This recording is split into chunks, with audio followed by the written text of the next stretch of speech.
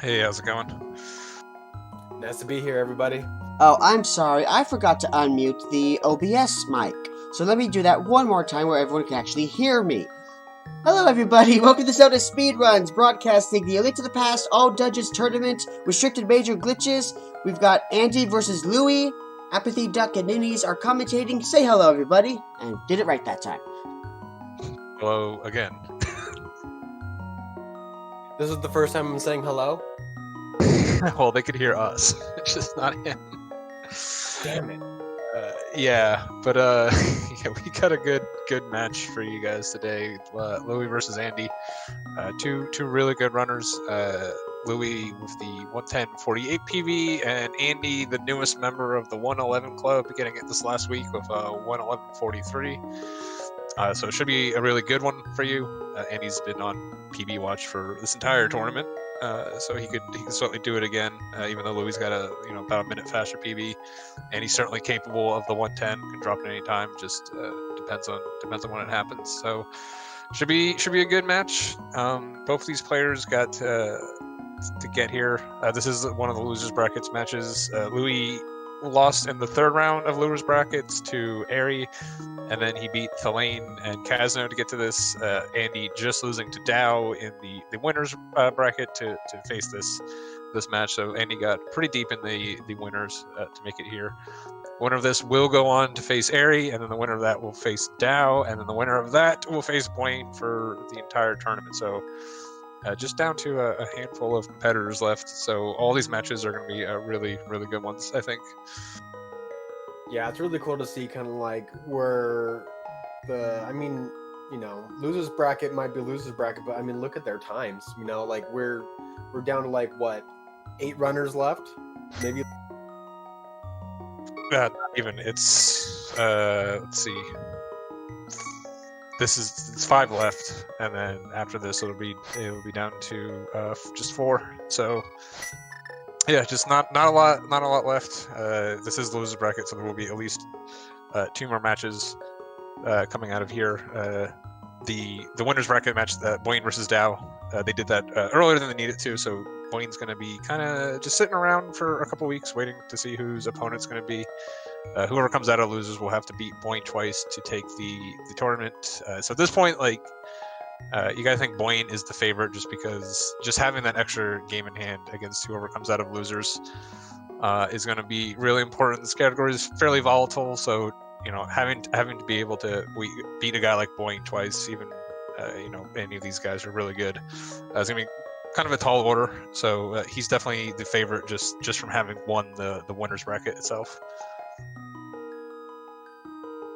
Oh yeah, I'm excited to see what's kind of going on. We're getting close to the actual start of this entire run, and every time I look at Louie's first split, I always forget that it's splits right after the saving. Yeah, Louie splits on escape exit, gets rid of the kind of like the bleed over with the rat frames. So some people have gone to that. I think most people, I mean, it technically makes more sense, but I think most people are just attached to their escape splits. Yeah, it's mainly probably something that has been kind of brought over with, or like grandfathered in from other categories. Yeah, I mean, just in any, with the rat frames that were discovered not too long ago, it does make sense to have this split, like, leaving Sanctuary or leaving Luke's house. It's the same split category. It's just, people are stubborn, so everyone likes their sub-6 escapes.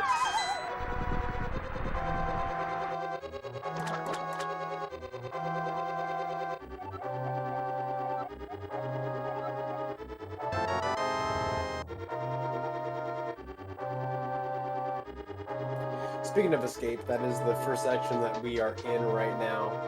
Nothing too exciting. It's just going to be reacting to the RMG of the guards, the movement, and then the execution with reacting to such things. So basically, we're just going to see high-level gameplay and optimum movement and using these sweet strategies to get through these rooms really quickly.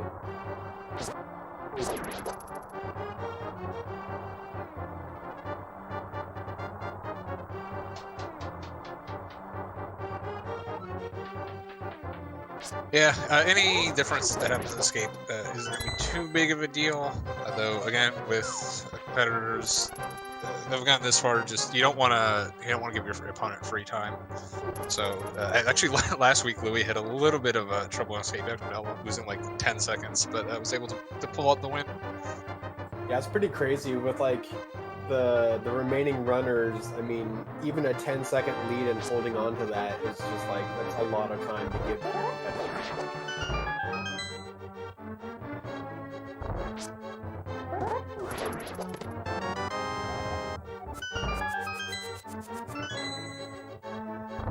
Rat frames. So if you get hit by a rat, you slash your sword while you're leaving the escape room. Link will go into his little hit animation and a weird pushing animation. That'll despawn your shield, and because there's one less sprite for the game to render.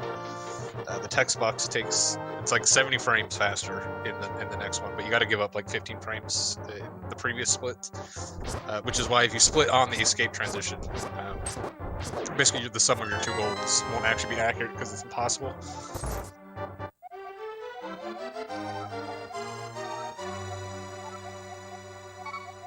But overall, it's pretty minor. It's a significant thing to get, but just with your some of us being different, it isn't too big of a deal. Oh, Andy getting the short boom, literally like a pixel in front of the guard's face. It's pretty unfortunate.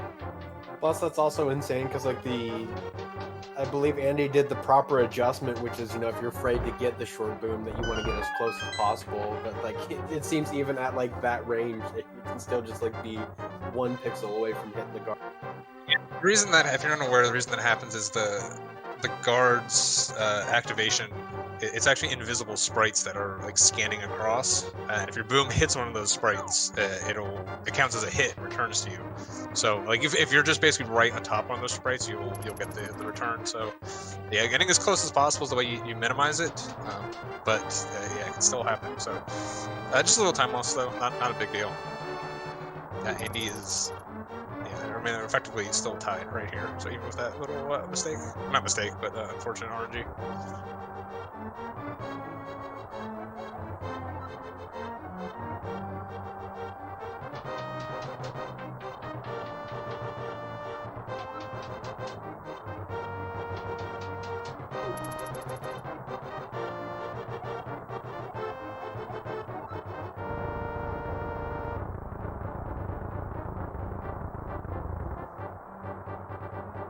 Both of them moving the shelf out of the way, not the dais or whatever fancy terminology, bougie terminology Koza was throwing down earlier. Fancy words. Yeah, he claims to be a man of the people and throws around words like dais. I mean, you get fancy words when you hang out with fancy folk. Yeah. Fancy boy Koza.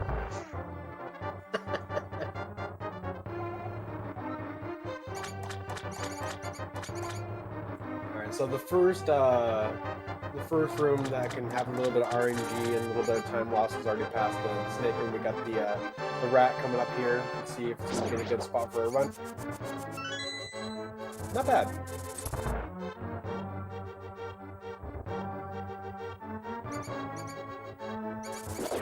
I mean, at worst, if it goes up into that top left corner, I mean, I would have given another runner like what, about a second and a half.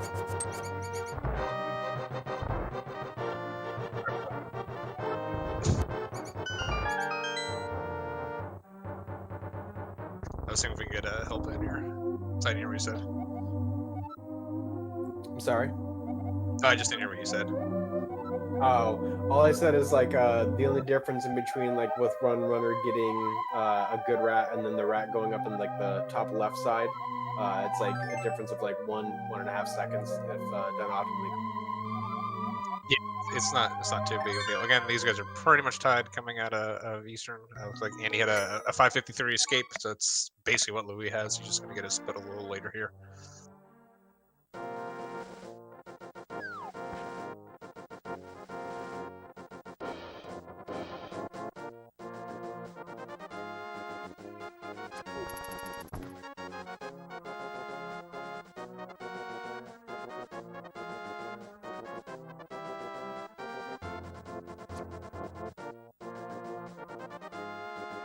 Both goes in for the citrus clip here. There we go. Oops.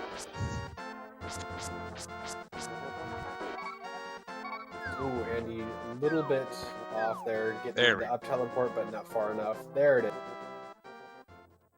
Yeah, it's a little unfortunate. Still gonna beat his. If he just had walked in there, got about a 116 entry. Usually your entry times are about 118s without rat frames. So it saves a little bit of time. Louis is gonna take a little bit of a lead here, though, getting it first try.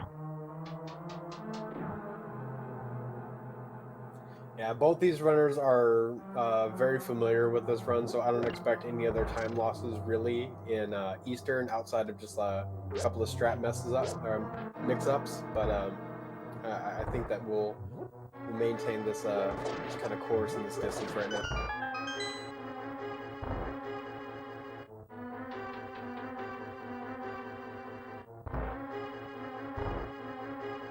I'm not sure why I'm being saluted in chat. There's no flute in this run. I think you should know better than that. That's exactly why it's the speed run for me. What are you talking about?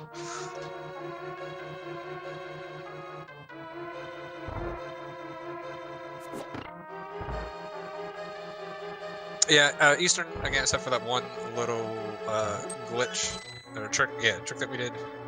Pretty much gonna be the same here on out. The one nice thing about this category, or one of the nice things about this category, there's a lot of nice things about this category, is we don't need money drops for anything. So we can just boom all these popos. We're not trying to farm any money. We're just gonna get all of the required money for this run from chests in the Skullwood segments.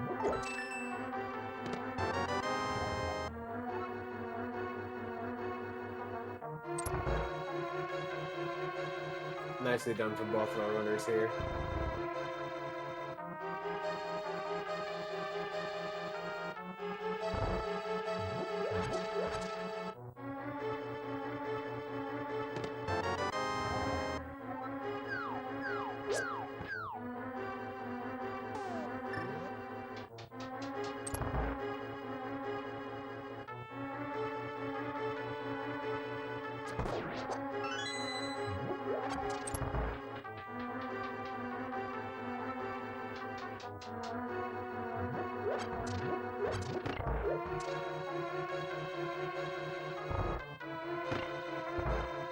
We just move into the back end here. A couple of these final two rooms, ZGR and Double Rays, are actually pretty tricky rooms.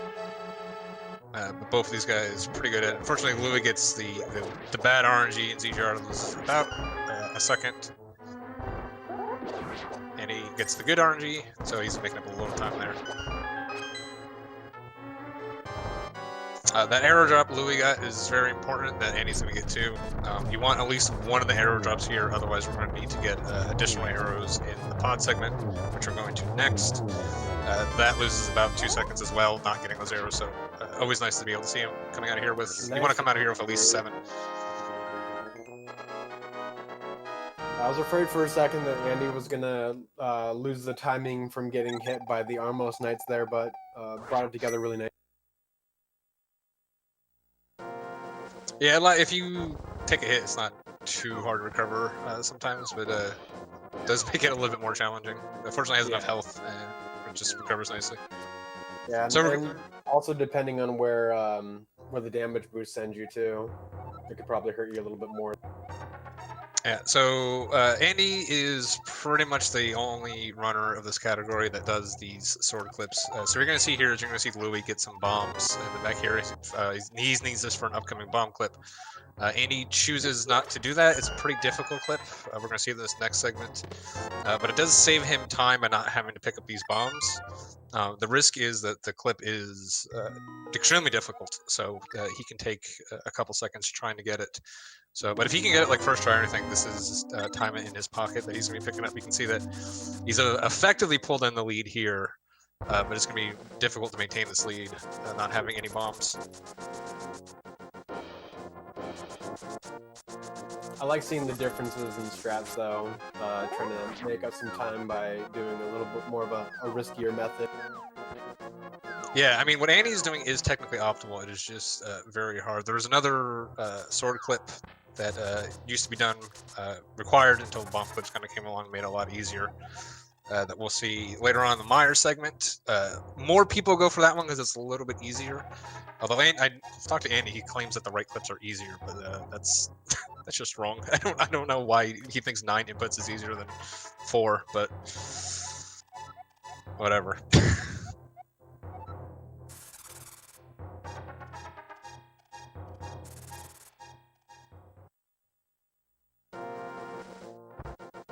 So that DMA they did, Death Mountain Ascent, that's a relatively new one, made this segment a lot more consistent. We used to have to like blind dash into dead rocks on a broken camera, taking damage. We want to have as much hearts as possible going to the segment for the boss Helma. We only have 5 hearts. Helma does 2 hearts damage, and we can only take 2 hits if we're at full health. So yeah, I'm so thankful for the new Death Mountain Ascension. Yeah, the Death Mountain Ascension, this trick here, the Kiki Yeet, the Yeet only saves like 2 seconds.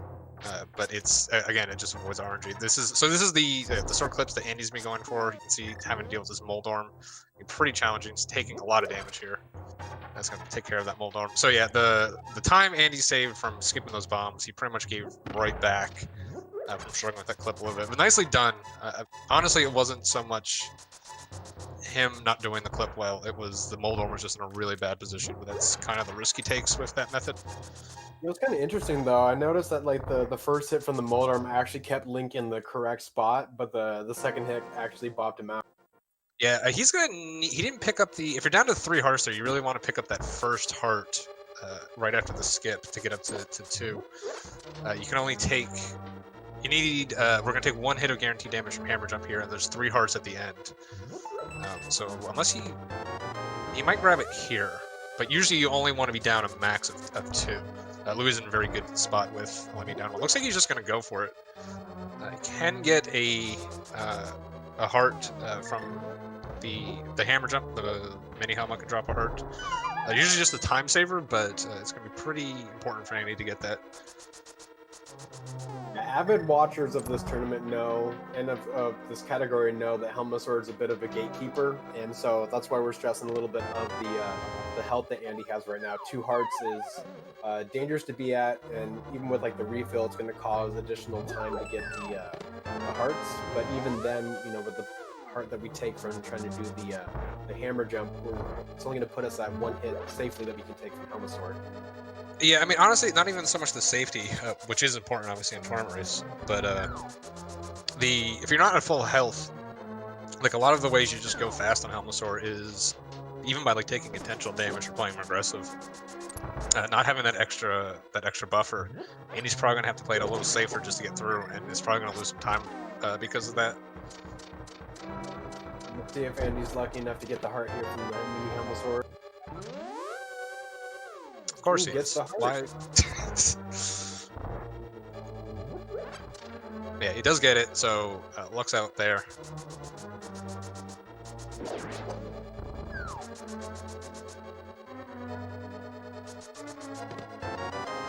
But even then, every extra heart you have here saves about a second just from having to pick up less pots. You have to walk even further up in these spots. You see Louis just gonna grab 2 here. It's a pretty good spot. And he's gonna have to pick up that 3rd one, which costs a good second, honestly, to walk all the way up there and then come back down. So just a little more time lost for Andy.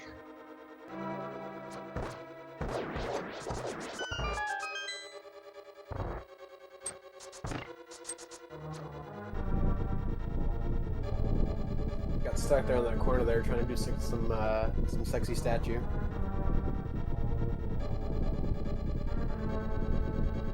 But a nice arrow drop on the way too.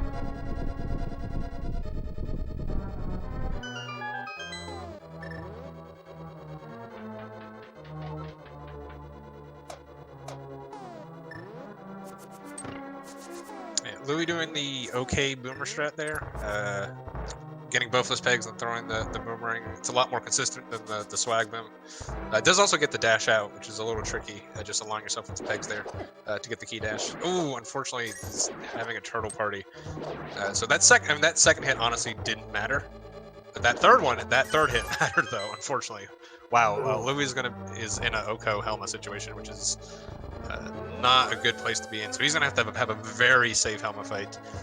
Even if he gets through this, unless Helma just gives him very blessed RMG, he's probably gonna be losing a bunch of time here. Also, only 2 arrows, so doesn't really have a way of backing up into arrow shreds. He's getting the down pattern to start off. That's exactly what you want to see in an Oko fight like this. Hopefully, gets another down. Does get the Neil Breen, the double down. Oh, Helma is being very polite to Louis in this situation. But yeah, you can see, this is what I'm talking about. The less health you're on, if Louis was at full health, he would have just gone up and hammered Helma right there. Had to play it very safe. I wouldn't mind him going to spin. Andy down to 1 heart too. So gets through it as well. Yeah, that is the RNG Louis absolutely needed to get through that. Still just being on 1 heart though. Had to play it safe. I'm sure if that was a PB attempt, he would have still gone all out for it. Or I wouldn't mind him going up and like spinning defensively, getting a little extra spin instead of just waiting it out, because he could have finished the fight on a spin then. But very good job from both these runners. Still have a good race here. Andy definitely catching up in that Helma fight though. I mean, just watching that fight alone, like as you said, you know, kind of going in there with the 2 hearts, needed the good fight, got insanely good RNG, and just pushed it. I mean, if I've ever seen a faster Helmasaur, I can't recall it other than. Yeah, I mean, if he had the hearts, he would have been able to do the hammers up top. Even if he just had 1 hit, because you could have hammered then, and he could have taken a damage boost down, and then hammered a Helma to finish him off inside of Helma. But yeah, very very nicely done. Louis finishing pod with an 18-18 pod split, which is a very good time. Andy just a couple seconds behind him with an 18-27. Mostly that was due just to the problems with the sword clips. But even the Louis had the problem in Turtle Room. That would have been a very good pod if he didn't have those issues.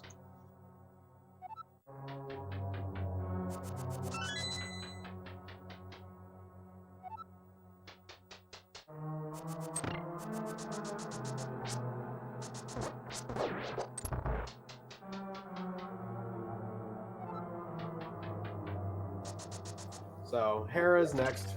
We have a lot of extra hearts, and we also have the hammer. So the boss really isn't that big of a deal here, but what is going to be a deal here is reacting to the RNG and movement that we're going to have in the rooms. So it's just a lot about the same execution that we saw them get through Escape and Eastern, and just kind of carrying the lead, or just staying ahead and staying on time.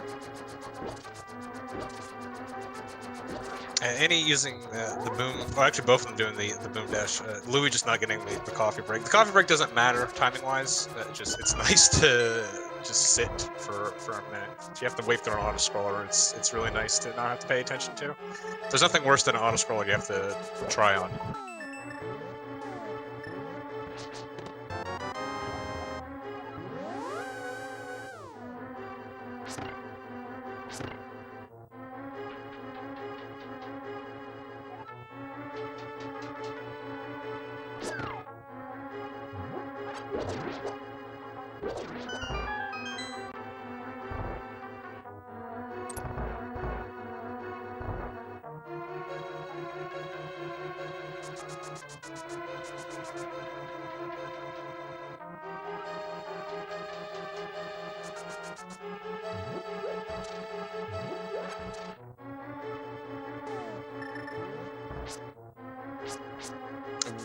Okay, Louis not okay. Louis got a little lag there. I thought he was gonna go for the spin strat. I figured it was the bonk strat.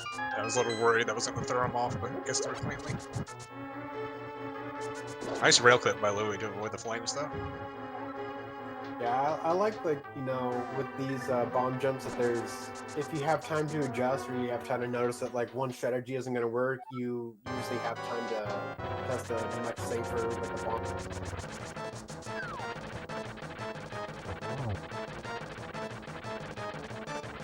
Okay, so we're into our Moldorm fight now.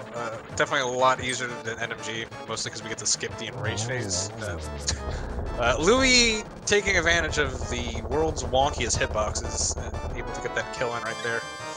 Andy definitely catching up a little bit in this split, I think. It's probably only 5 or 6 seconds behind now. That's kind of crazy. It didn't look like there was a lot of time that Louis let up in between, but it looks just like, you know, Andy was able to really pull through some good movement, some good gameplay to catch up some time.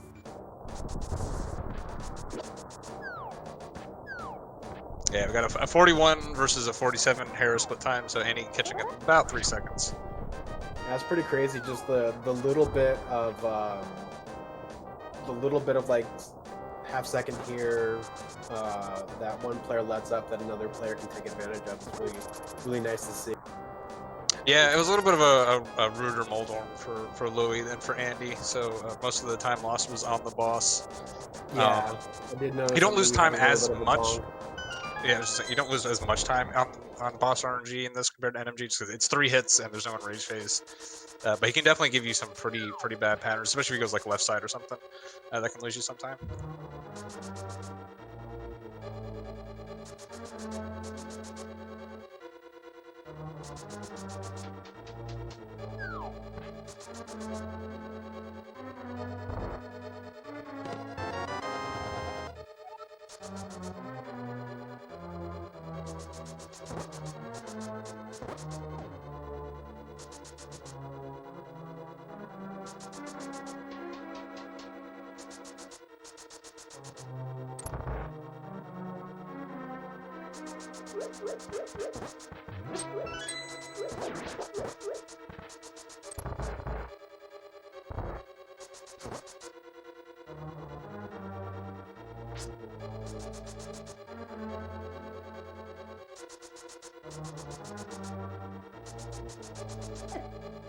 We're getting a little bad RNG in Hellway. So does Annie though, so kind of comes out in the wash. Annie, I think, getting a little bit worse.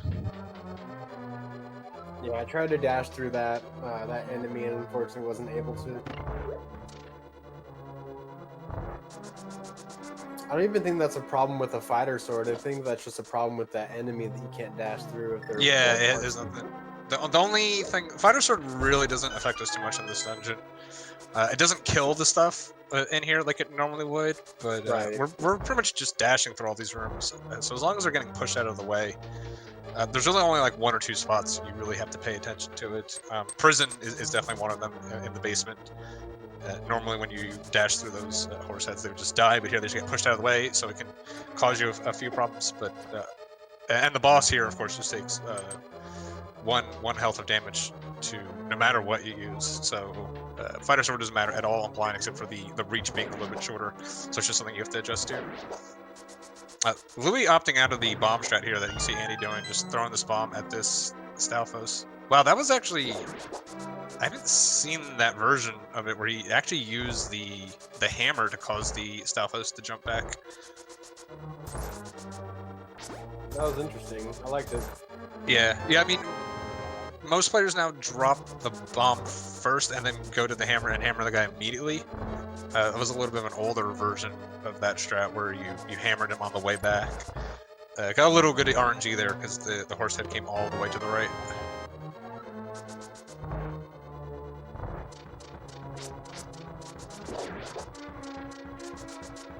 Louis unfortunately had to wait there, giving Andy a couple extra seconds to catch up there. Yeah, Not Andy. second frames. Yeah, Andy continuing to close the gaps in these splits. A little bit of RNG, a little bit of strat differences. It's not. I mean, Andy hasn't had great RNG through the segment, mostly for the Hellway, but Louis just had a couple little issues that caused him to slow down a little bit. Yeah, I mean, this gap's probably down to 3 or 4 seconds now. So I mean, these two splits, Thieves Town and Skullwoods, generally aren't big time losses, but when the race is this close, you know, just even small differences are going to make a difference here. Oh yeah, depending on like, you know, where Link is, the crystal catches, all that stuff, holding walls during boss explosion. Like all of that's gonna matter right now. Come on, I said for the next 2 segments, God. Come on, man, let me be incredulous. On my case. You guys would like to commentate, we've got a nice little sign-up sheet and plenty of matches left. Yeah, don't forget you got to get vetted by Duck here, though. Yeah, my hardcore vetting process of not actually doing. God, I failed.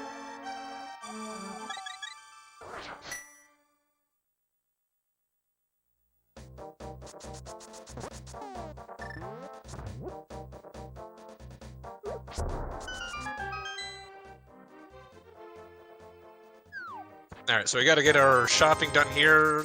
All of the shopping in this trip is really just set up for shopping in the next segment. So we're going to get all of our money here. We're going to get the book. Probably going to see 2 frog doors here, I would imagine.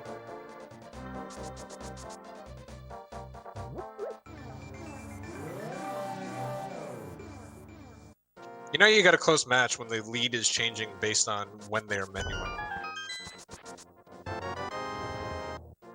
Yeah, I was actually trying to figure out, it was like, when did Louis actually menu to the mirror? Was that on Blind? No, I think he did it like coming onto the screen or something. I'm not sure. Oh, you know, I think it was after the bomb drop and pickup. Maybe there's actually a way of using that menu to get a reverse quick hop in the the brewery, but I haven't seen anyone really going for it.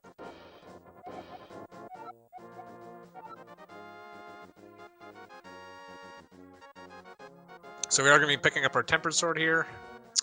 This pretty much the best sword in the game. Gold Sword doesn't really help too much. There is actually a way to get to the fairy in this category early on. You'll see some runners do it to get the silver arrows. Unfortunately, you need the Temper Sword to actually get Gold Sword, so we can't actually pick up gold there.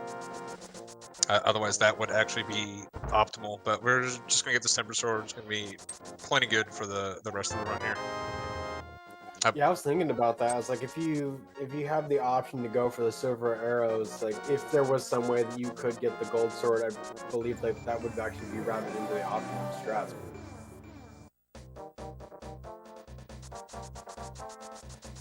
I got 1 fence dash, and did Andy was blinking. I believe he canceled out of the fence dash and retried. Yeah, that's. Yep, see, there's a bonk right there. There's a bonk, and that is karmic justice. Never bail out of the sea house. This game will make you pay for it. Oh, pretty much immediately.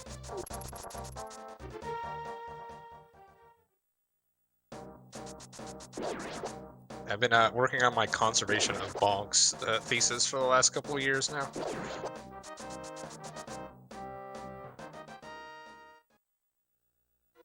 So this is definitely a dungeon where we could see a lead change for more than about 10 seconds. Yeah, well, what has happening to Louis is, I was going to say, either this room or the moth fight are the 2 most likely culprits. Unfortunately, Louis, if he plays optimally from here on out, he's only going to be at 2 hearts going to the moth fight, which is a 1-hit kill from Moth himself. Can take 1 spike, which is generally the more likely way you're going to get hit in that fight. But hopefully Louis will have a good moth fight, and this won't come back to haunt him. He also has a chance maybe of getting a fairy on the way back, but that's fairly unlikely.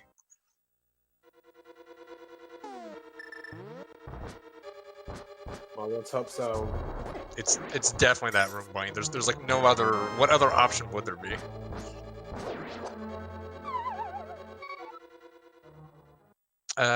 Louis looked like he was going to bonk and then just fell in. I don't know if he changed his mind or what. No idea, but at 2 hearts, I'm definitely nervous. Yeah, it's definitely you know, if Moth just gives you the perfect pattern, the Moth would it would be just fine. But that's doesn't always happen. It always seems like when you're on low hearts is when you get the really bad patterns too. Yeah, and especially with this game, in this category, whenever you try to go for hearts, it only hurts you in the end. Yeah, there's one heart he can get without too much time loss if you like fire rod the mummy in the last room. What you can do is you have enough time to pick up the heart in the top left. See if he decides to go for that. Yeah, it looks like he is going to do that. Exactly what I was saying. So he's going to be at that 3rd heart. I think that's maybe why he bailed out of it, because he realized he could get the 3 hearts that way. Yeah, there were a couple of times that Lou was going through like this second half or 3rd half of Skullwood's good moth fight for both runners, by the way, but like where Louis was danger close to taking another hit from an enemy, especially those Gibdos in the helmet. Yeah, Moth did get. That's exactly what you want. You want to get that double hit and then have Moth kind of bounce right towards you to get another hit. Unfortunately, Louis did bop him into the spikes once, but was able to recover, get that last hit. Cleans up nice. So the little butt clench that we had, we're through that. Andy does have a small lead now. Andy did have a gold Thieves Town, by the way. I'm not entirely sure. Is that a? Looks like a. Is that a 40? No, 53? I can't do math. No, it was a 457. Yeah. Jeez. Was it really that good of a Thieves Town? I feel like I'm doing my math wrong because that seems. I mean, the Skull Woods for Louis wasn't, or not Skull Woods, Thieves wasn't too bad for Louis. There wasn't a lot of time loss. They had a lot of like very similar RNG and then adjustments, but like the way that like Andy kind of went through it, I think just was a little bit better, even with that really bad Hellway. Yeah, Ari pointing out to me that he is a bigger number than 47, not the other way around. Yeah, that's really bad. The time that Andy had in front of Louis now is lost through to that soft. Oh, I didn't even see the soft lock, so I was busy trying to add seconds to each other. Oh, he soft locked on the hair clip. Yeah, unfortunately, it just sometimes happens. It actually wasn't that one. It was kind of weird. He got into it, and then I think he hopped and like screen wrapped, and it was like he was way higher than where he was this time. Then he just went up. Oh, yeah, I've seen that happen. It's like you're just in the wrong place. You can tap the wrong direction, and you cause the screen to scroll. Ooh, Louis getting stuck here. Yeah. So this is an RMG count. Yeah, like this little clip here to get by him. So awesome. I think it should be allowed in NMG, but whatever, I'm not in charge. But yeah, in RMG categories or major glitch categories, you can clip right by it. It's just tricky because generally when you're doing those dash buffers, you have a switched grip. So, like, normally it's like when you know you're about to do one of those things, you have time to switch your grip. But like bonking those dead rocks and then be able to switch your grip quickly, that's actually saved time getting by them is actually kind of tricky. So Louis only saved a handful of frames there because you can see them turning back right after he got by him. Health really doesn't matter here because we're about to save and quit. But taking damage with those fireballs definitely doesn't help. Yeah, so did finish our shopping trip. That's really it's most of the volatility in this segment. We do have this bomb clip and teleport coming up too.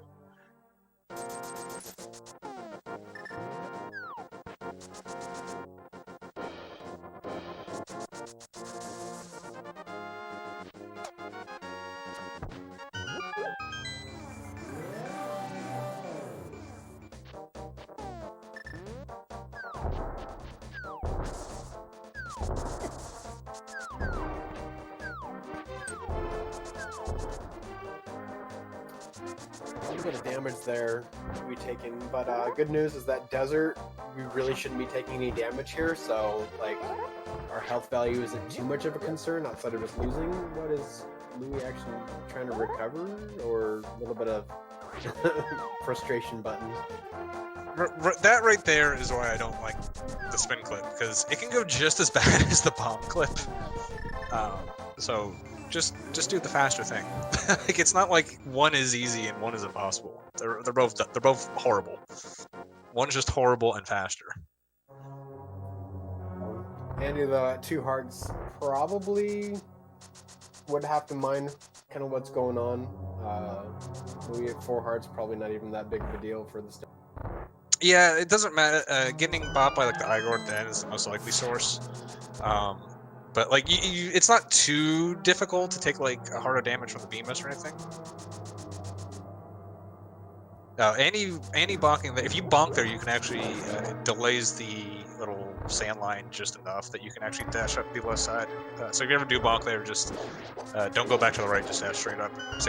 Get you a little bit of the time back. Very nice adjustment for Louis.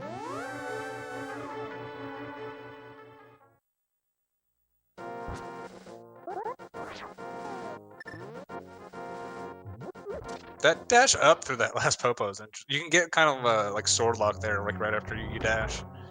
I assume that's to prevent that from happening.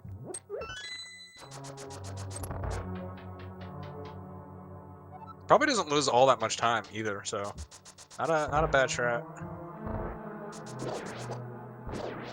Yeah, you can see exactly what I was talking about with Louis when he dashed down and he turned left and then back right real quick. That's because his slash got eaten, and he had to redo it.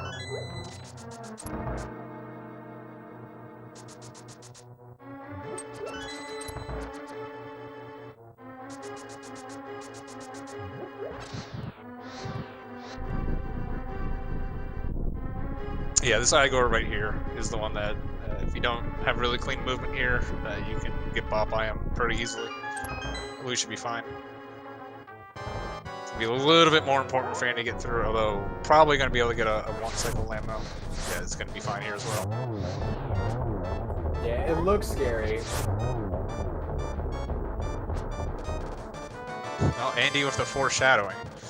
Get a little spoilers here.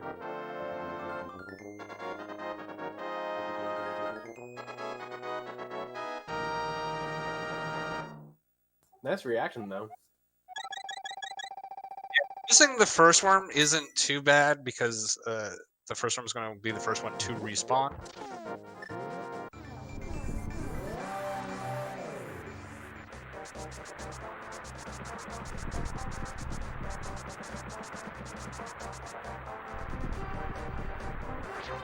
All right, moving into everyone's favorite split, the Meyer split.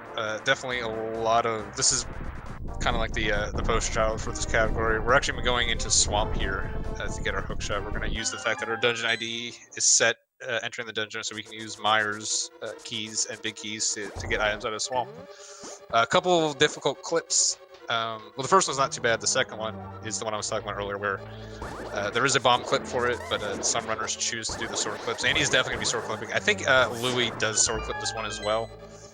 The two benefit, it is faster in the room if you're very good at it, and it also preserves your beams, so you can do Meyer 2 with beams again, which is very beneficial. Yeah, I love this whole segment. Even before the bomb clips were there, I specifically learned the sword buffers just because I wanted to do this this whole segment optimally, because clipping into all the dungeons is just so fun. Long clips is really what made this category accessible, and the reason we can have a tournament like this. You know, we're down, like I said before, we're down to just 5 competitors left, so it's really the best of the best right now. But we had like nearly 60 people in this tournament, opened up to a lot of new people. If it wasn't for like the bomb clips and some of the easier tech like that, this category used to be pretty inaccessible to newcomers. Now, like, you could start with this category if you really want to. There's a lot of similarities with NMG. And if you're brand new to the game and you want to do this category, you would have to refer to some of those energy resources as well. But it definitely made it a lot more approachable.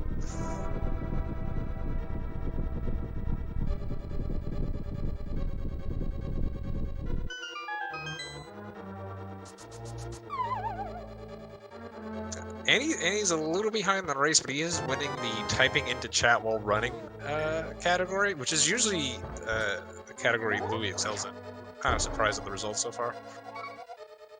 Well, now we know who studied under Mavis Beacon. Yeah, Louis with a very nice Meyer bomb jump. That's another not too. We've known about that one for a while, but like in NMG, it barely saves any time, and here it saves about, I think it's about 6 seconds. So a couple, it was like Zero Rush kind of browbeated everyone into finally learning it, kind of finding some good RTA viable strats to do it. So for whatever reason, Meyer's one of the more difficult segments, and all the stupid frame savers we keep finding are in the Meyer segment. There's also a hover later that I'm sure we're going to see Andy attempt that saves about a second. Again, for just preserving your beams. So we just keep making Meyer harder and harder for no good reason, honestly. And these are the sword clips I'm talking about. See, Louis going to select buffer the last couple pixels here to get on the wall. Very nice. Andy's gonna be doing the same thing, just trying to sword buffer them, similar to what he did before, going to Kiki. Having just rough luck with those mortems on these sword clips, losing a little time there because he had to deal with it.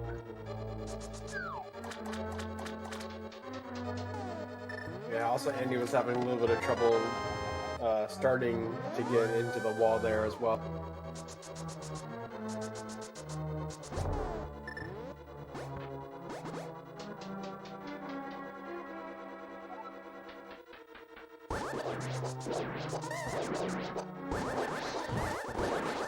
Yeah, so this is the reason you want beams. You want to be able to do that room like Louis did there with beams. There are a couple backups in there, but they are just RNG based because you're hoping for good drops.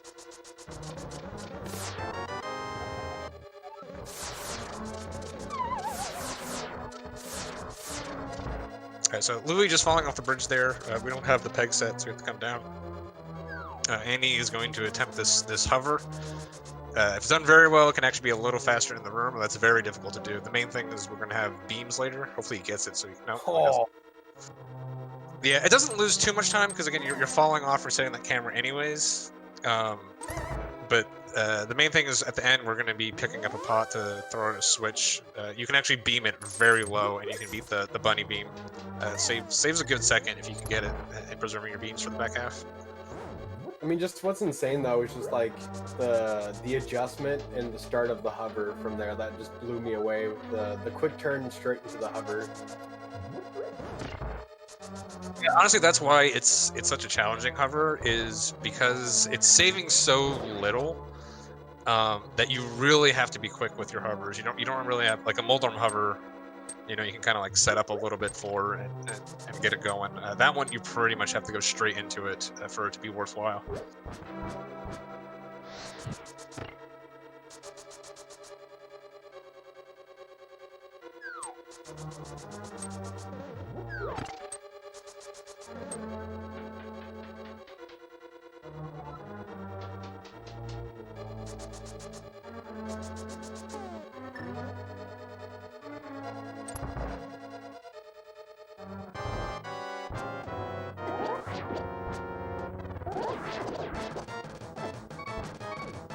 Ooh, Louis getting bopped by an eyeball there. That's really unfortunate.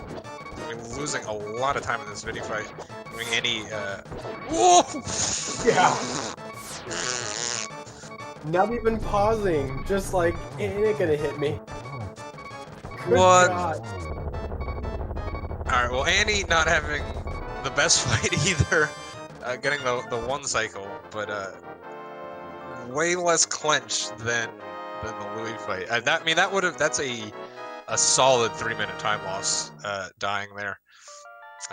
And I'm pretty sure the lightning does 3 hearts of damage. It certainly does at least 2, so that would have been a dead Louis. If okay, it was. I don't know if I've ever seen a more pucker moment than that, because that got me good. Yeah, that was that was a Highlander fucking moment right there. Just Yeah, Louis with like essentially the YOLO strats, which is Helmasaur King and then Vidi.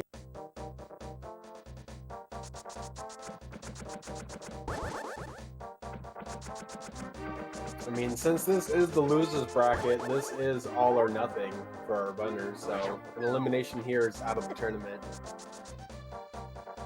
yeah, like I said, that would have almost certainly been GG. I mean, you can die to Cold Stare. It's a little bit harder in this category because we do have a lot of health heading into that dungeon since we do it fairly late in the sequence. But And yeah, also there's eliminate a lot of the dangers that would actually cause us to lose life in that dungeon too. yeah. I mean, if Louis had died there, he'd be relying on Andy hard lucking for a 3rd time in this tournament, I think, to get the win.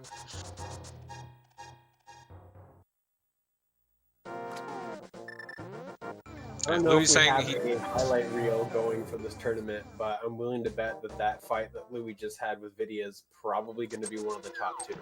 Yeah, I should have been collecting clips a little bit more, I think. But yeah, Louis saying he died a little on the inside. It's certainly better than dying on the outside, though. But after all that, we are back to being tied up. The most annoying yet safest dungeon of this entire run. Oh, I'm sorry. We were only fake tied because of although Louis decides to give the menu right back, officially tying us up. I guess he liked this thing so much he wanted to get it back. But we are frame for frame right now. Imagine being in sync in May.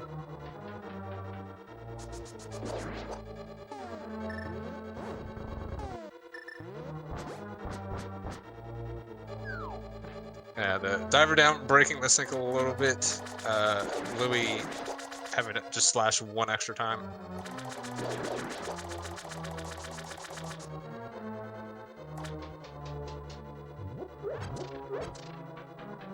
So it's going to come down to probably to who can zero cycle Argus. Not entirely sure why Andy picked up arrows and bombs there. He didn't need either. He could just walk straight through. He was in a really comfortable position.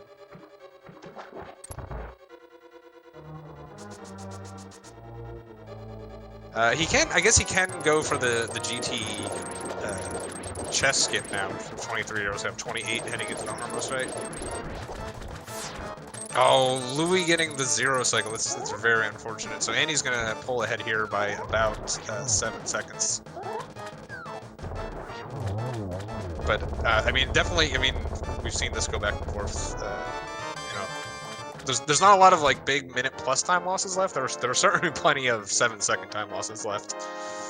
So definitely a very close race at this point.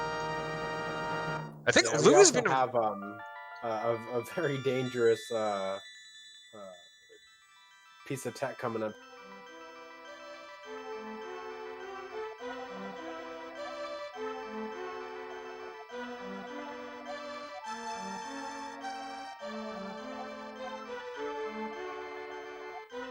You know, I would say I'm not a jerk to Kozen when he's doing commentary, but I absolutely am, so this is fair.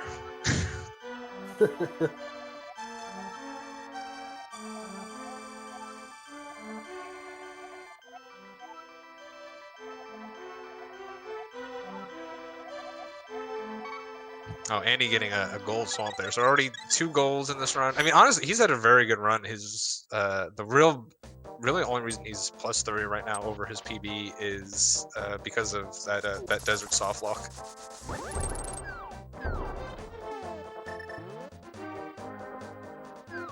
Okay, no hard locks for Andy today. This is still a race. none for Louis either. That's good to see. We don't want to see any locks here. Yeah, I mean, Louis's been involved in some of the better races this tournament. The Louis versus Josh race was very close. A lot of back and forth as well. And it looks like Andy just choosing to walk right through the jelly, and Louis was able just to dash through.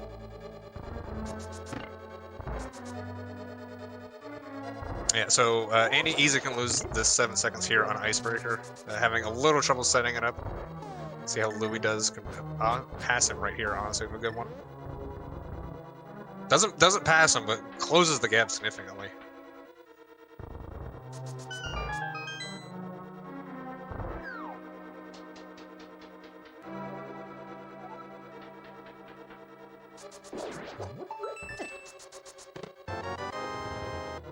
Yeah, Louis with the superior tongue room as well, closing it by a few more frames.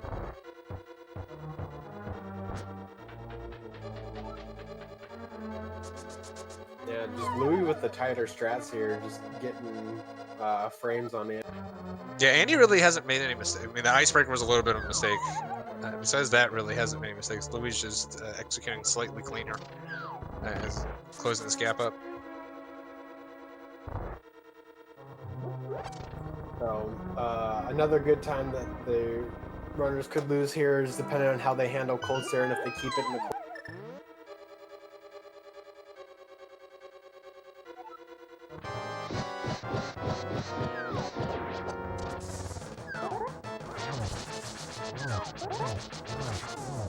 Andy with a very nice double poke. Same with Louis. Very well done.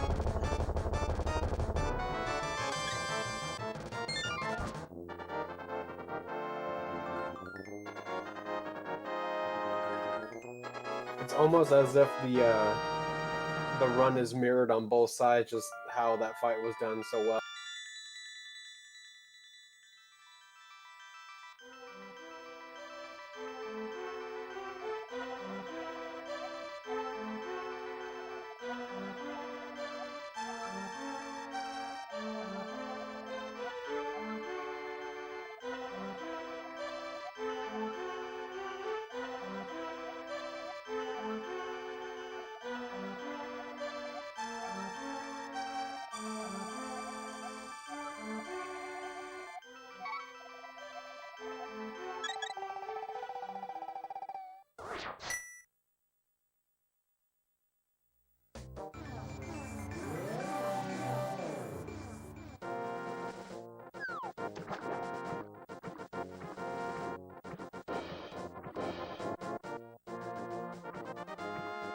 I have no idea what happened to Andy on his personal best because, like, it didn't look like there was any problems with it, but I mean, just was able to make up about like 26 seconds between Swamp and Yeah. Ice. I mean, I've been saying, like, Andy's been, I've seen a lot of Andy races or just runs where he's been on 110 pace till relatively deep in the run, and he still had like a 112 PB. And just the end of this game is very difficult. You just have to, I've said it before, you just have to keep throwing run after it, and one of them will finally get through. So, you know, definitely better than even his current PB still. So his current PB's got some pretty big time losses in it. So, I mean, he could actually PB in this. Yeah, and also speaking of time loss, unfortunately, Andy losing the lead again. Louis just with some superior execution, taking the couple of seconds that Andy had left over and just ate him. Yeah, that whole swim, that whole first part of her rock is honestly an overlooked segment by most people. Like it's pretty straightforward, just that swim, and then even you can choose not to do that ice clip. But like that swim is deceptively difficult, and you really have to put some time into it to really figuring it out.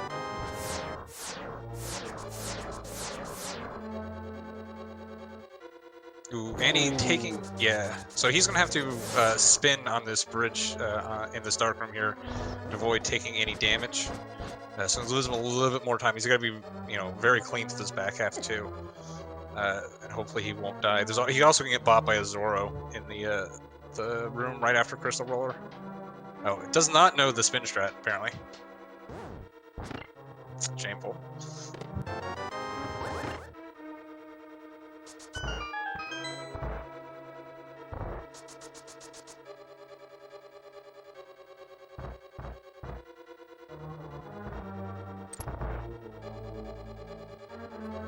I will never not get over capture that isn't 60 FPS, so the blinking and then just walking through the roller bar. Yeah, it's always a little funny.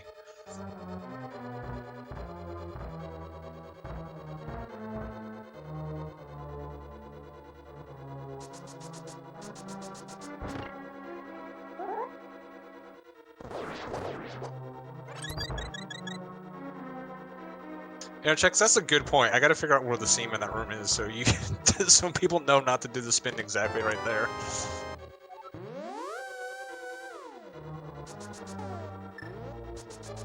Alright, it looks like, yeah, Andy he could have gotten a fairy drop from that pokey. Should still be okay here. Should be able to get through Trinex without taking any damage.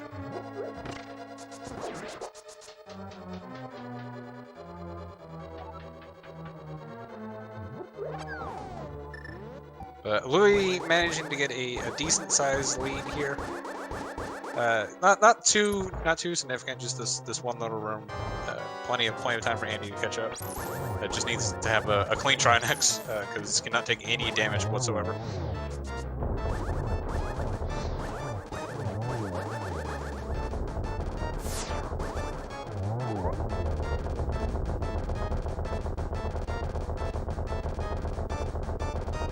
The Ice Head giving Andy a little bit bad RNG. Had to kind of like chase him around a little bit. Still getting a pretty good one cycle though. Just needs to clean up this double spin.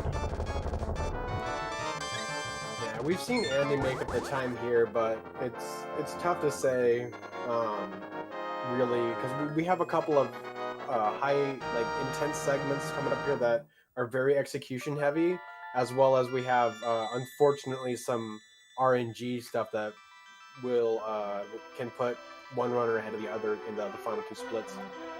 I thought you were going to say we've seen runners die on that double spin to try next. I was about to get very upset. I would never commentate or curse somebody like that.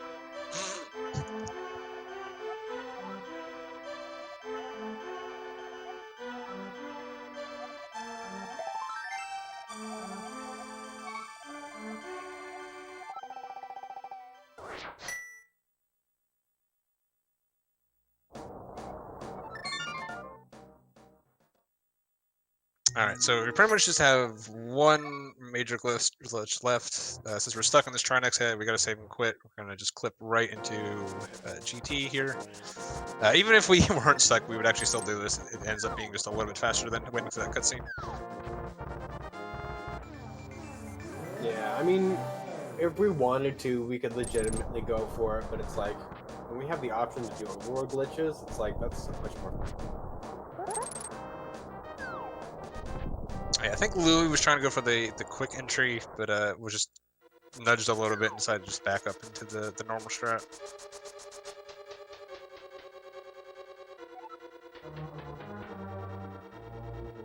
Louis turning down the first key, most likely be getting the helmet key. Neither of our runners opting to take the old man refill. Makes sense in a race this close. Every second is really going to matter from here on out.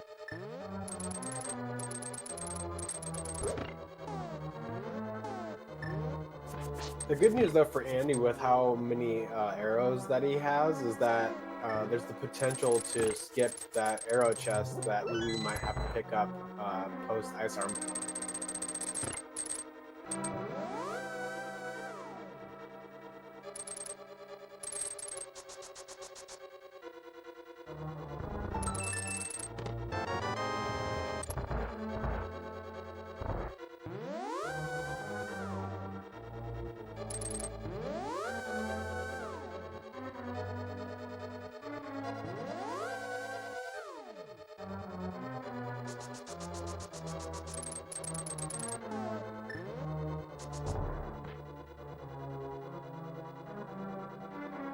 Alright, so we entered this room at just an hour and 5. Let's see what Andy enters it at and figure out what this time difference is. Looks like an hour 16 seconds, so it's about 11 seconds time difference at this point. Basically just 2 blue balls, or even just really just 1 blue ball if it comes as the third in a cycle. That will count as 12 seconds.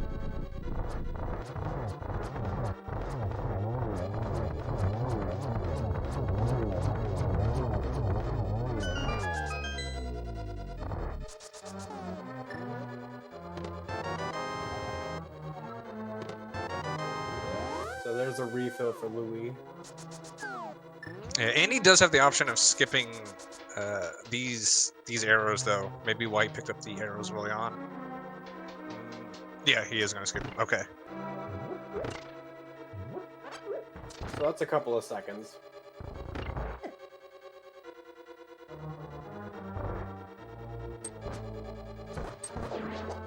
Oh, man, Andy is just going out and skipping the old man refill and doing this floor 2 strat. May think he needs it with the gap right now, although, you know, there is other things that can happen. There's plenty of RMG, but it's definitely banking on having a pretty good upper GT. Try to close this gap a little bit. Yeah, still, this is about a 14-second room. You can see Andy entering it right as Louis leaving it, so that's about what the gap is right now. Ooh, Andy taking, yeah, heart of damage there. Every heart of damage he takes right now is pretty bad. He also doesn't have a key, so he's got to get the helmet key. The best way of getting that, yeah, having a little troubles here, unfortunately. Yeah, 2.5 hearts going into the gauntlet here. Yeah, it's not what you want. And it's especially I would have gotten that heart. Oops, sorry, I was talking over you there. What did you say? Nah. Sorry, go ahead. Well, I was going to say it's especially dangerous too, because not only do we have to get through all of this on 2.5 hearts, but we also have all of Agate Tower to get through without you. Yeah, Andy, that was a pretty bad pattern on G3. He got through it very cleanly. Hopefully Andy learned his lesson about early fire rods. Well, wasn't early this time.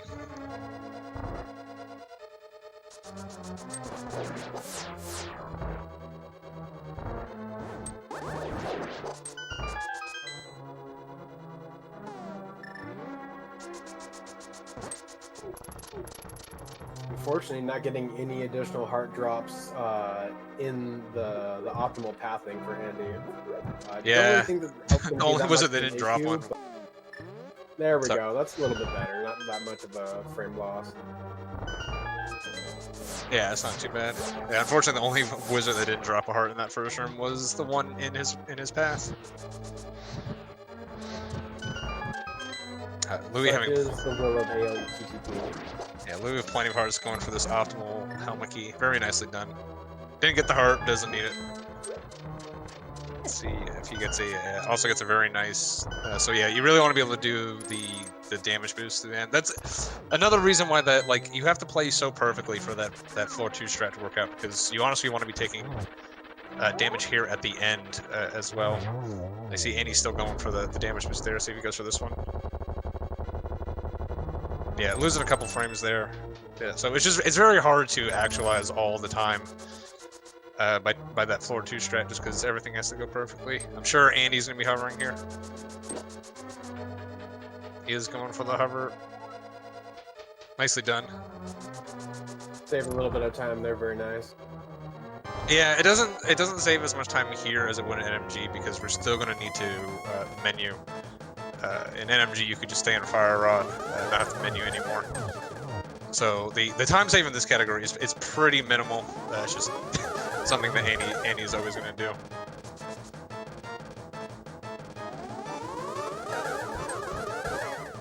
Ooh, wow, Louis struggling a little bit on Aga too, opening the door a little bit for Andy here. Yeah, it looks like those orbs were a little bit too close for Andy. Probably didn't get the triple. Yeah, I think it'd be saving a little time here if he. Yeah, I think Andy just got the 3 cycle, and Louis had a 4, I believe. So saving a little time. I think Louis probably opened the gap a little bit more than 14 seconds. We'll see when we get these back crashes. But Andy getting about 6 seconds fast. But at this point, you know, you're only going to really lose a handful of seconds in Aga's Tower.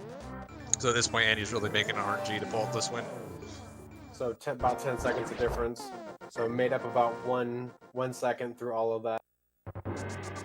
And to be honest, that might have just been the hover that helped him get 1 second closer. Yeah, the bulk of that was really the Aga 2 fight. If I think Andy lost time through the bulk of GT, and then the hover plus the Aga 2 fight getting the fairy and the big magic drop. Saving time with those refill frames. Yeah, blessed refill frames. Louis is going to be using some magic here. There's another opportunity for another magic drop. Gets the chest turn too. Louis just continuing to game it, even at the very end. Is going to want to get rid of those beams though.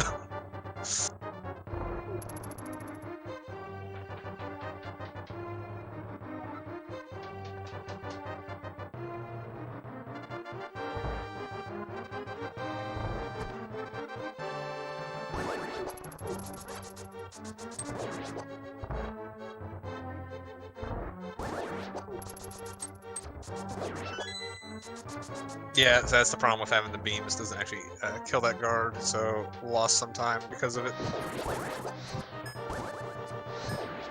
Ooh, I didn't. It is interesting. Yeah, see, and having beams there too. The refill frames are nice, but it's going to cause a little bit of time loss just due to the actual sword beam.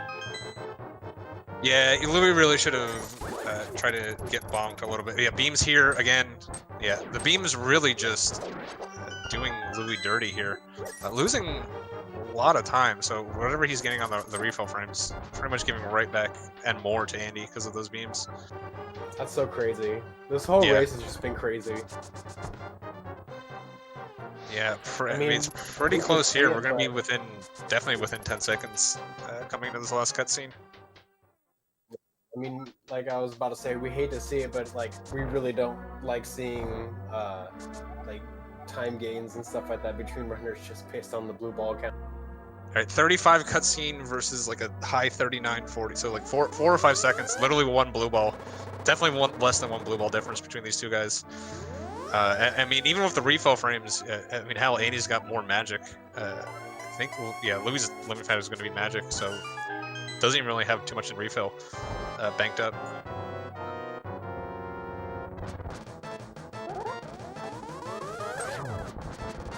Okay, normally I'm not a big blue ball counter, but this one's kind of important, so. Yeah. 0 for Louis. 0 for Andy. 1 for Louis.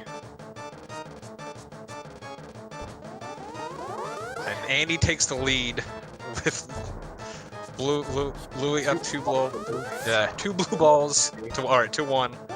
That's still a slight Andy lead though. Especially if Louis gets the third and Andy doesn't. Yeah, because then that gives another lightning. Effectively another blue ball there.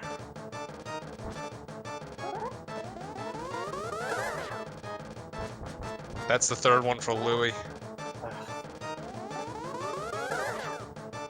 That's the second one for Andy. That's the fourth one for Louis. That's so bad. There's the... Is that 3 for Andy now? Yeah, that's the third one for Andy. So okay, Louis is at 4 though. So Andy is effectively in the lead right now. Actually... Oh! Wow. Oh my god. All of that. So, with the refill frames, I think Louis is going to come out a little bit ahead. I don't see. Andy's got more magic, but less health. I think the health is going to be Andy's limiting factor. I don't know, man.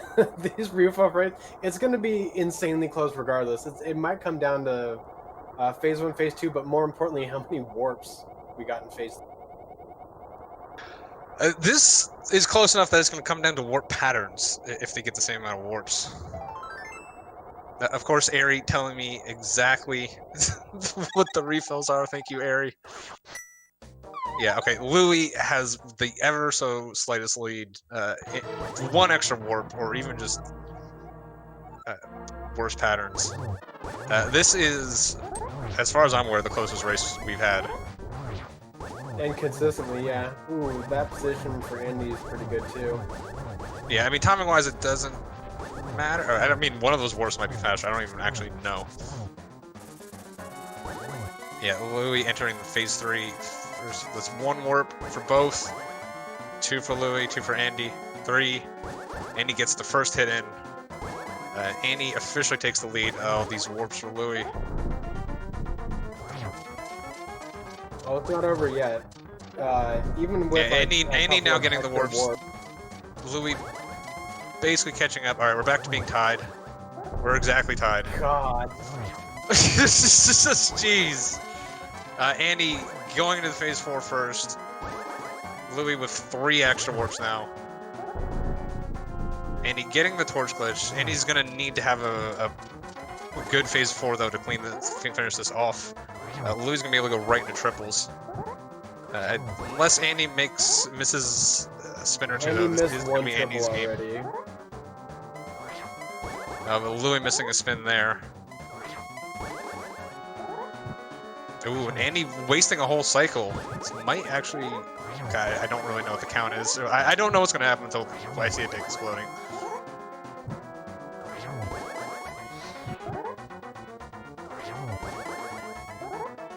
Then pick looks, for Andy.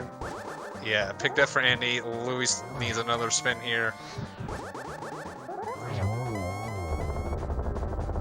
So, yeah. That's insane. What a race. Andy clutching it right back at the end. Yeah, definitely a very close race. Andy managing to get the win there pretty much with the RNG at the end there. I think Louis did have a cleaner phase 4 overall. But Louis just got, I mean, Louis had the warps earlier than Andy had the warps, and then Louis just finished up with a couple extra warps, giving Andy the win. Louis had a bunch of warps there. I think it was at least 10. So that's an unfortunate way for Louis to have to exit the tournament, but we all know what we signed up for. I'm wondering if Louis would have made the decision to get hit and not lose the sword beams if kind of carrying that forward with the same RNG, if it would have been just enough.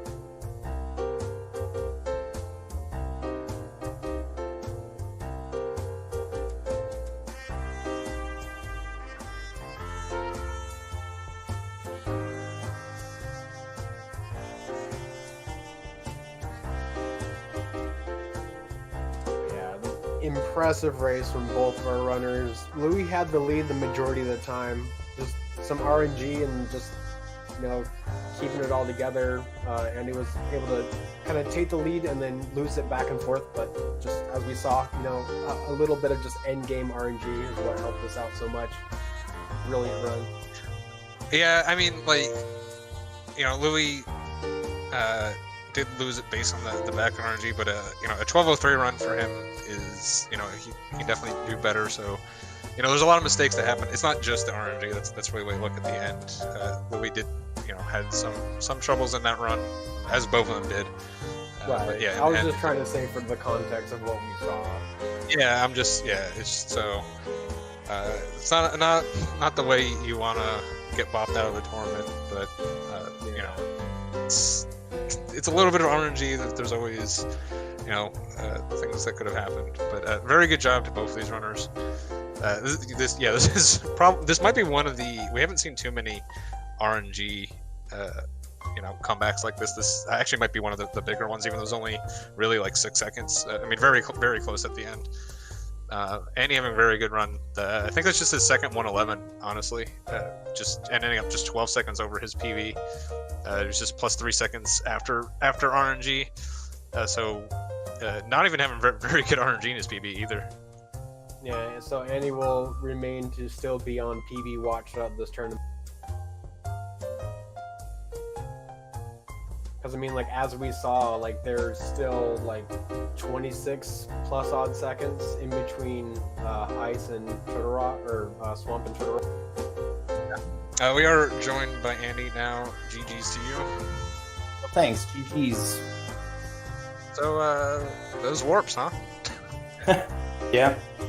Yeah. I mean, with how close the race was, even with like slop from Louis or like me soft blocking hair clipping, like it was still close the whole race. Like you knew it was gonna come down to warps and whatever.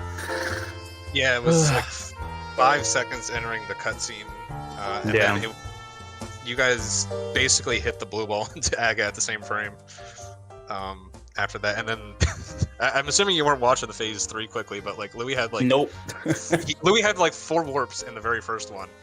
So like you were like 2 cycles ahead, and then you got 4 warps, and then you both hit him for the third one in the same exact position, at the same exact time, and then Louis got like 3 at the end, and that was good. But it was hard to keep track of because it was going back and forth. I think you missed a couple spins on phase 4. I missed the one fire rod, but it didn't matter too much because Ganon only needed 2 hits anyways. Yeah, I should have just lit the torch anyways, but I wasn't counting, so I wasn't entirely sure if my math was right. Just like guesstimating, but yeah, really, really close race. I mean, I think the biggest gap in this race was like 20 seconds after your soft lock, but besides that, it was within like 10 seconds. Pretty much the rest of the race. So definitely one of the more exciting ones I've seen. Yeah, it was definitely a little sloppy from both sides, but you know, this is my official PB because I had to reset my console instantaneously when I got my 111.43. So that's cool, I guess. Did you reset an AD PB so you could play rando? Because I've never been more mad in my life. Yep. God damn it. I mean, I still finished the run, but it's just not leaderboard verifiable. Because I went into the Triforce room, and then immediately as the screen started fading out, I had to turn my console off. All right. Yes. I mean, like, yeah. I mean, obviously, you can PB whenever you feel like it at this point. But yeah, I mean, a nice race, very, very exciting throughout. Those Moldorms on those clips though were not your best. They were all over me. So the Kiki skip, the mini Moldorm like knocked me back to the 8th pixel, and I didn't realize it. And so when I tried to teleport, it just didn't work. Yeah, we noticed that. We were like, you got hit, but it was like, oh, you're still in the like pattern though. But I guess it's really hard to like adjust. I didn't notice in like that half second I'd have that I had moved over 1 pixel to the left. Yeah, and it also wasn't that very nice that the Moldorm when you're trying to clip from Hera into Swamp was kind of like, he was in my face too. But yeah, it was a really good race. It was fun to watch on the side when I could, because it was always just like, you know, oh, me and Louis are doing like the same thing at the same time. The whole race. There was a lot of parts where you were frame for frame. You always know it's a close race when the lead changes twice because the menus are in different spots. And like you guys were tied in Swamp. I was like, oh, but Louis already did the menu, and then I guess Louis just wanted it to be tied up, so he just did an extra menu for no reason, which tied it back up. Like, oh, there we go. And then like Louis ended up getting the empty cycle, so he took a little bit of a lead there, and then oldie Turtle Rock Swim, Louis back in the lead. So yeah, it was really back and forth. Also, spin on the if you're only to 1 heart, spin in the dark room in Turtle Rock, so you avoid the fire. Oh yeah, that makes sense. I was just like, am I gonna die here? Let's just hook shot to be safe. Yeah, if you do one thing on a perfect timing. Okay. Every time you interview with me, you learn like one thing. So yep. This is your one. I want to see what happened to Louis when I looked over when I killed Viddy. He was like 2 hearts, like standing in the bottom 4th of the room. I'm like, what happened? Yeah, no, you need to. He highlighted that shit. Like, yeah, I didn't see. Yeah, there's the clip, but he got bopped by the eyeball, so he had to like just kind of clean up the fight. Oh God. He was stuck at the bottom when the lightning went off, and it was just all right. Like, just watch it real quick, because it's what's so nuts is What's so nuts is just Louis like balls to the wall attitude with both Helmasaur and then Oh my Vinny, like, god. Yeah, he was. Oh my Yeah, Louis was Like, on Oko Helma too, and you got the Tail Breen double down. Yeah. Putting it up. God. Also, I love how Louis was ballsy just as hell not picking up. in the process of shooting the bow as the lightning's coming out. like he's not even attempting to avoid it. He's just using his power of will.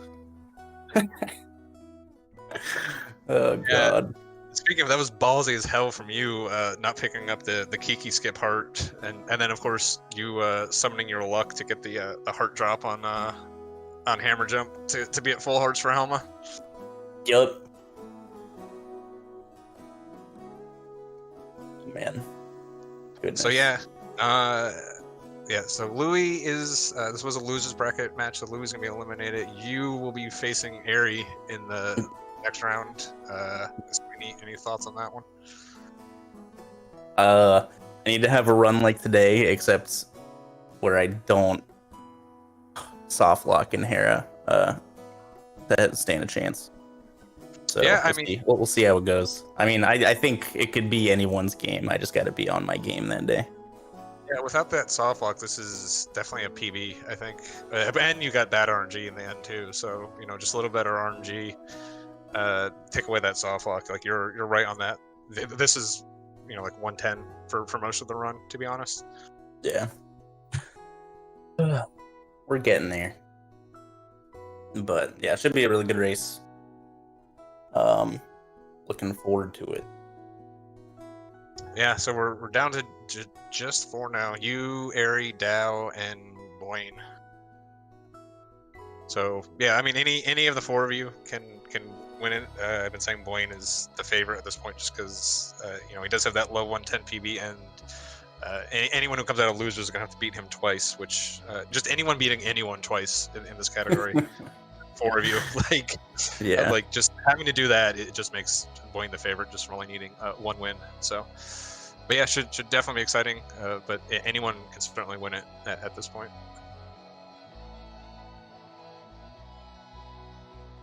But Ninnies, unless you got anything else, I think that pretty much does it for me. Oh man, fantastic run, both of you. Yeah. Any last thoughts, Andy?